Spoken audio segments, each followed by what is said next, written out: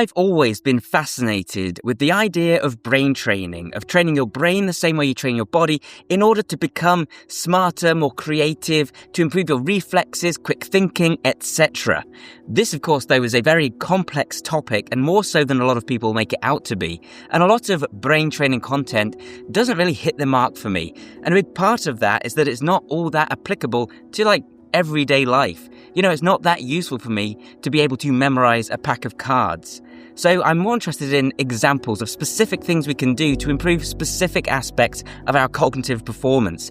And one great example of this is how we can use cursive, that's joined up handwriting, to potentially improve our verbal fluency, our ability to speak clearly and articulately without stumbling over our words, our ability to think of words quickly when writing or being otherwise creative. This is something that can open doors for you in the real world, something that can have real tangible benefits for you, make you feel more confident, make you more effective socially, better at persuading people, better at being creative and making things. That's the kind of brain training I'm interested in. So the question is, does this really work? Can you improve your ability to speak, to think quickly, and to then put those thoughts into words by just simply practicing handwriting? This might seem a little bit far-fetched at first until you unpack it and look at it more closely, because what you're doing when you do handwriting, especially joined up, is you're practicing a very fine motor skill. You're practicing doing something that requires really precise control over your fingers and your hands, concentration, steadiness, and for many of us, this could end up being the only form of dexterity that we actually consciously practice. Unless you're someone who happens to sew or make Lego sculptures, many of us just don't practice that kind of fine motor control.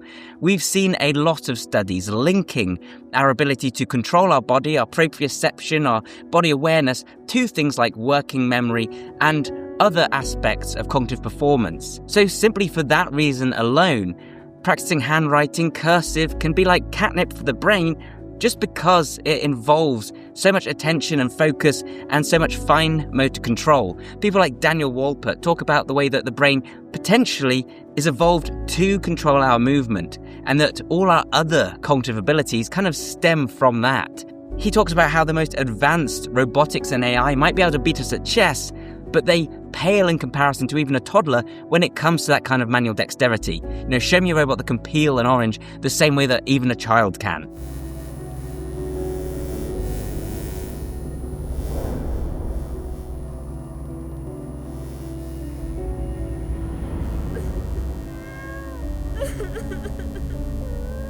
But cursive has something else going for it. It has more specificity. And the reason for this is that it actually links that fine motor control with language. It makes a direct connection between the two, and strengthening these pathways might be what lead to us eventually speaking and writing better. So in the book, The Brain That Changes Itself by Norman Doidge, there's a case study of a boy who was once struggling with language, not only writing and producing words, but also reading and even speaking. He would stumble over his words, he'd get muddled up, and he wasn't performing at the level he was expected to for his age. So he attended a school called the Arrowsmith School, set up by Barbara Arrowsmith, the purpose of which was to help children with learning disabilities. And what they had him do was simply practice joined up handwriting, cursive. What they found was that it improved not only his ability to write, which is a kind of direct consequence, but also his ability to read, his ability to speak. And then they demonstrated this again with several other students.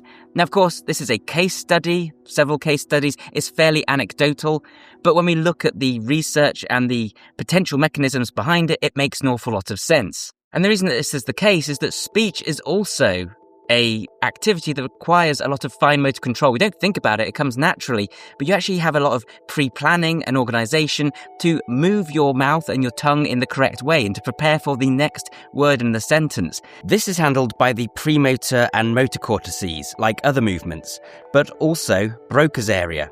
This is a brain region adjacent to the premotor cortex that specializes in handling the production of language specifically.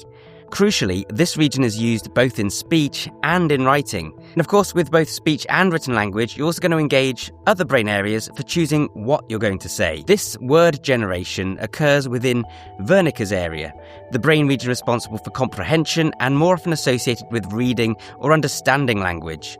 Then a thick bundle of fibres connects Broca's area to Wernicke's area.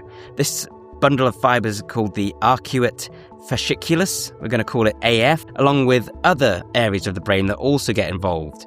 For example, Geschwin's territory. So this pattern of activity in the brain, this network, comprises a kind of language circuit.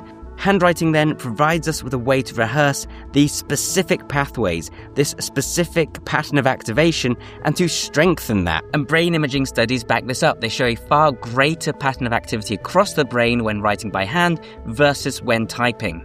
And cursive, joined-up writing, is simply a more involved process. It requires more fine dexterity, more fine motor control, and it also requires whole word thinking. One of the reasons you make more mistakes when writing joined up is because you have to flow from one letter to the next. You need to plan the next letter and the letter after that as you're writing the previous one. You get into that flow, you connect those words, so you need to think of the whole word ahead. This whole word thinking, again, is more similar to the way we speak, because when we speak, we need to move our mouths from the last letter to the next one. And it's probably for similar reasons that we also see handwriting practice correlate with a whole host of other positive cognitive traits in the classroom and beyond. Things like focus and attention, comprehension and recall, even creativity. This has been shown to apply to children, and there's a high likelihood that it would also apply to adults and grown-ups. You can teach an old dog new tricks. You can still train your brain. We now know that you can create new neural connections. You can birth new brain cells. There's no reason to stop training the brain, just like there's no reason to stop training the body. If you want to become more focused, more creative, better at speaking, then you need to practice it, and handwriting is a great way to do so. A lot of schools these days are actually phasing out cursive and handwriting practice simply because we spend so much time writing on the computer. It might seem like an unnecessary waste of time. As we can see, this is potentially a big mistake, as it can be so formative for children, especially who lack fine motor control originally. They might never develop that kind of fine motor control and that link with language if they don't practice this. Thankfully, my daughter's school hasn't taken this approach, and they are teaching her to write with joined-up writing. And so I took it upon myself with no real reason to try and do the same thing and, show some support that way. So when I'm writing in her reading diary, for example, writing about what books we've been reading together, I will write with joined-up writing as well. But I actually think this might have improved my verbal fluency. See, I actually have quite bad verbal fluency.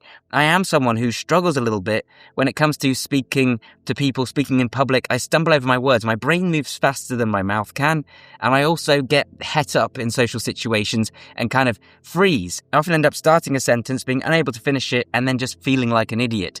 I've always said that I'm smart slowly, but this, I think, did help because I noticed that my verbal fluency was improving, and it was only when I actually found this old article on my website that was unfinished that I've recently published there that I made that connection and thought, the reason that my speech might have improved could be because I've been practicing this joined-up handwriting.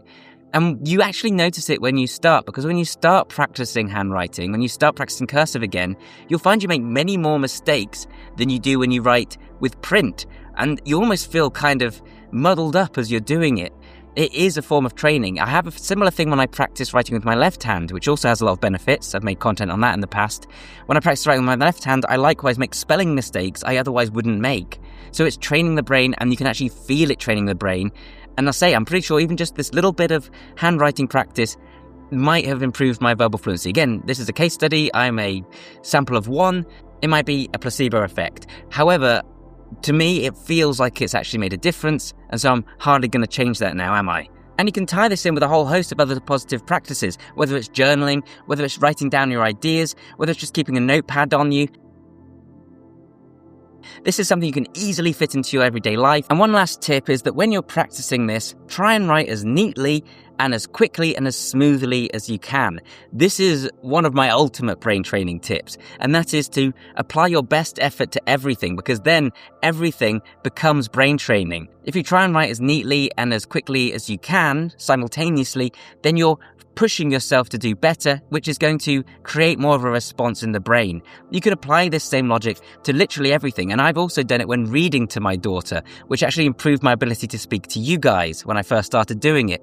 I would practice reading stories, doing the best delivery I could, with pauses in the right place, with all the voices, and it might seem silly or embarrassing, but she loved it. And because I was practicing doing my very best work, I was actually getting some training out of it and becoming better at performing, which directly benefited my work. If you want to read more about this, and if you want to see some studies on it, then head over to the link in the description down below, because I'm going to put a link to my website there. I've recently redesigned my website and built it up to be bigger and better than ever before. It's more modern, it's quicker, I think it looks better, and I'm adding a lot more content on there, and I'm going to endeavour to keep doing so. I want to make this a great place you can go to get tons of free articles. It's not covered in ads. You'll see the occasional reminder that I have an ebook, but beyond that, there's no Google AdSense, nothing like that. It's just articles, like the internet used to be. All the usual stuff on fitness and calisthenics and kettlebells and functional training, but beyond that, also things like this on brain training, things on productivity, on creativity, deep dives into the human condition and biology. So if that sounds interesting, I say check it out. It's all free. And I'd love you to see it. That said, I've also improved my payment system. I now accept more payment types from more locations. So if you did want to buy my ebook and training programs, then you can head over there. And if you've had problems in the past, then it might work for you now. Let me know what you think. I'd love to get your feedback on the new web design. And let me know what you think about more content like this. I used to always make brain training content, and I want to start doing it again. Just diversify what's available on the channel. But I don't want to alienate those of you who are only interested in, fitness in my back garden. So let me know what you think. Either way, thank you so much for watching this one, and I'll see you next time. Bye for now. Whoosh.